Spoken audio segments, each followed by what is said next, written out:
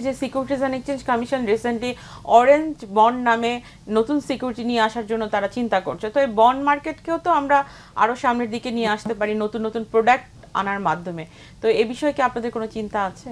আমরা আমরা কিন্তু অ্যাকচুয়ালি এখনো বন্ড মার্কেট নিয়ে কাজ করছি। আমরা তো আমার প্রতিষ্ঠান এবং বিভিন্ন প্রতিষ্ঠান বন্ড মার্কেট নিয়ে আমাদের সিকিউরিটি এক্সচেঞ্জ কমিশন এবং investment corporation of Bangladesh ICB এর তো অনেক আগে থেকে কাজ করছে।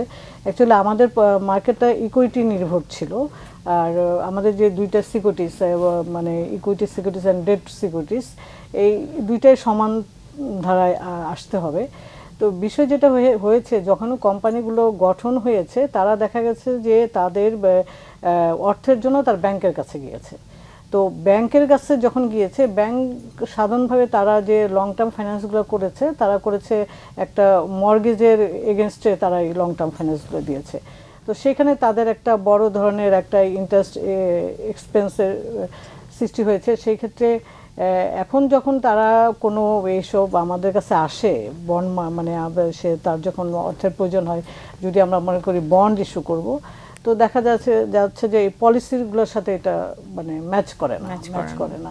এটা একটা ইস্যু। তবে বন্ড মার্কেট নিয়ে আমাদের এই বিষয়ে আমরা যেমন এখন আমরা গ্রিন বন্ড নিয়ে কাজ করছি। আপনি যেমন অরেঞ্জ বন্ডের কথা বললেন, যেহেতু আমাদের সাস্টেনেবল ফিনান্সের বিষয়টা আমাদের সামনে চলে আসছে এবং আমরা খুবই এই ক্লাইমেটের ভালনারেবল একটা দেশের মধ্যে আমরা পড়ি।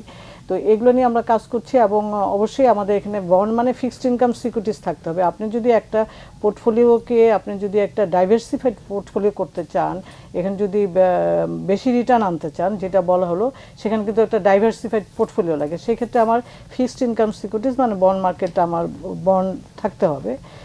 সেটা নিয়ে অনেক কাজ হচ্ছে এবং আমাদের কিছু এখানে রুলস রেগুলেশনও দেওয়া হয়েছে এবং বিসেক থেকে কিছু আমাদের এখানে কমপ্লায়েন্সও মেনটেন করা হয়েছে। যেমন আমাদের বিভিন্ন ফান্ডগুলোতে, মিউচুয়াল ফান্ডগুলোতে বন্ড থাকতে হবে।